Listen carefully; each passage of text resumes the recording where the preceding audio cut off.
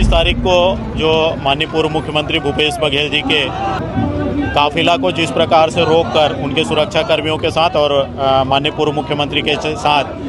बजरंग दल के कार्यकर्ताओं ने जो हुज्जतबाजी की थी, उसके विरोध में हम लोग यहाँ पर एकत्रित हैं। और पुलिस प्रशासन से जब बात हुई तो आज मुझे जानकारी मिली है कि इसमें उन लोगों ने कार्रवाई 3 धाराओं के तहत कार्रवाई की है। हमारा आज का ये मांग है कि चूँकि पूर्व मुख्यमंत्री जी की सुरक्षा काफ़ी संवेदनशील होती है और जेड कैटेगरी की सुरक्षा है, हम चाहते हैं कि अन्य धाराओं के तहत जो हम लोग आज मांग के उन धाराओं के तहत भी उनके ऊपर अपराध दर्ज करें, क्योंकि कोई भी जनप्रतिनिधि हो, चाहे वो भारत देश के जनप्रतिनिधि, कोई भी जनप्रतिनिधि हो, जनप्रतिनिधि की सुरक्षा सर्वोपरि होती है। और इस तरीके से बिना पूर्व कोई सूचना के एक पूर्व मुख्यमंत्री जी के काफिलों को रोका जाना, उनके गाड़ी के साथ धक्का मुक्की करना, उनके सुरक्षा कर्मियों के साथ धक्का मुक्की करना निश्चित रूप से ये नहीं होना चाहिए। छत्तीसगढ़ एक शांत प्रिय इस राज्य है और शांत प्रिय राज्य में इस तरह से माहौल हो। ये कल भाजपाई थाने आए थे, कुछ घटना घटी, सीसीटीवी फुटेज आए थे, के ऊपर कुछ आरोप लग रहे हैं कि अपहरण किए थे। देखिए, लगातार जब से भारतीय जनता पार्टी की सरकार बनी है, कांग्रेस के कार्यकर्ता हो चाहे कांग्रेस के लीडर हो, लगातार चुन चुन के अपराध दर्ज करने का काम प्रयास किया जा रहा है, बिना जांच के, बिना फुटेज के। मैंने तो अभी धारा नहीं देखा है, धारा यदि मिलेगा तो और उसमें हमारे न्यायालय के हमारे जो एडवोकेट हैं उनसे चर्चा करने के बाद इसमें कुछ बोलूँगा। विधायक आपका भी नाम ले रहे थे, रिकेश सिंह बोल रहे थे कि आप भी शामिल थे, सभापति शामिल थे, तो उसको किस रूप में देख रहे हैं? चूँकि भारतीय जनता पार्टी के लोग तो ये भी कह रहे हैं कि भूपेश बघेल जी का नाम, वहाँ भूपेश बघेल जी के नाम का मुर्दाबाद करना, चूँकि संगठन का जिला मुखिया होने के नाते और महापौर होने के नाते आरोप लगाना, प्रत्यारोप लगाना ये लाजमी है। और मैं विधायक जी को कहना चाहूँगा कि आप भी एक चुने हुए जनप्रतिनिधि और हम लोग भी एक चुने हुए जनप्रतिनिधि है और जनप्रतिनिधियों का सम्मान होना चाहिए। सिर्फ आरोप लगाना ये अच्छी बात नहीं है। जैसा कि आप लोगों को पता है, 3 दिन पहले एक्स-सीएम साहब का वीआईपी मूवमेंट में, मतलब उनका धरना प्रदर्शन था दुर्ग में, उसमें वो अपने घर से निकले थे। उसी दौरान बिना किसी सूचना के कुछ बजरंग दल के कार्यकर्ता जो थे, जिनके एक कार्यकर्ता के साथ एक दिन पूर्व रात्रि में मारपीट हुई थी, उस पे वो लोग इकट्ठा होकर थाने पे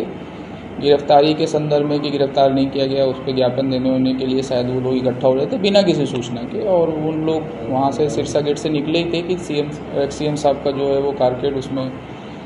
शायद थोड़ी देर के लिए रुका और उस पे फिर उनके सुरक्षा अधिकारी से उन्होंने कंप्लेन दर्ज की कि सुरक्षा में चूक हुई, तो हमने उस पर जांच भी बैठाई और उसी दिन तत्काल फिर उनके सुरक्षा अधिकारी के कंप्लेन पे हमने एफआईआर भी दर्ज की थी। और एफआईआर दर्ज करके कल दिन भर उसमें चिन्हांकित कराया कि कौन कौन क्या था, किसने रोका। इसी दौरान कल इन्होंने एक घेराव की सिर्फ सूचना दी थी कि जिसमें ये मेंशन था कि 48 घंटे के अंदर अगर उनकी गिरफ्तारी नहीं होगी तो हम थाने का घेराव करेंगे, और उसके सिर्फ सूचना दी थी, जिसके संदर्भ में हमने उनको एक लिखित नोटिस भी पकड़ाया हुआ था कि आप इसके लिए प्रॉपर परमिशन ले लीजिए और परमिशन लेके घेराव व्यवस्थित ढंग से और समुचित जगह पे करिए। इसी दौरान कल चिन्हित जितने भी लोग हो गए थे, उन लोगों ने चिन्हित होकर हमको 11 नाम दिए थे। हमने 4-5 और उसमें से खोजे तो 16 लोग चिन्हित हुए थे। उनका कल शाम को हमने अरेस्टिंग की और चूँकि जमानती धाराएं थी तो उसमें सभी को थाने से ही मुचलके पे छोड़ा गया। और इसकी सूचना भी हमने कल शाम को, रात में भी और आज सुबह भी, जो भी आयोजन इसके करता थे, चाहे वो महापौर चरौदा रहे हों, चाहे महापौर भिलाई रहे हों, इन गया पटेल जी और मुकेश चंद्राकर जी, इन सब लोगों को हमने बताया कि कल सारे 16 लोग अरेस्ट हो गए हैं और अब इस घेराव का कोई या इसका कोई मतलब नहीं है। उनको हमने सूचित कर दिया था, आप इसको कैंसिल कर दीजिए। परंतु उन लोगों ने इस पे मतलब ये लिया कि हमने बुलाया हुआ है और हम इस पे कर लेते हैं और हम वहीं पे ज्ञापन दे देंगे। तो चूँकि हमने बुलाया तो इसलिए करने दे दिया जाए। तो बात वहीं तक हुई थी कि ज्ञापन भी वहीं पे दे दिया जाएगा।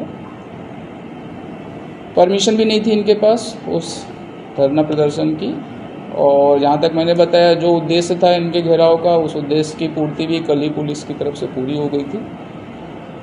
तो दोनों तरीके से देखें तो पूरे का पूरा ये जो धरना प्रदर्शन था वो इलीगल था, उसमें भी पुलिस ने इनको करने दिया। और जहाँ बात हुई थी कि धरना प्रदर्शन स्थल पे ही आप अपना ज्ञापन दे देंगे, उसको तोड़ के शायद ये लोग अभी जो बैरिकेडिंग की गई थी उसको इन लोगों ने फिर तोड़ने का और थाने तक पहुंचने का, जो कि इनसे बातचीत हुई थी, उसको तोड़ने का प्रयास किया। तो नियम जब ये तोड़ने का प्रयास किया तो शायद हल्का बल प्रयोग पुलिस ने किया हुआ है और फिर इनको तितर बितर किया और माहौल अभी शांतिपूर्ण।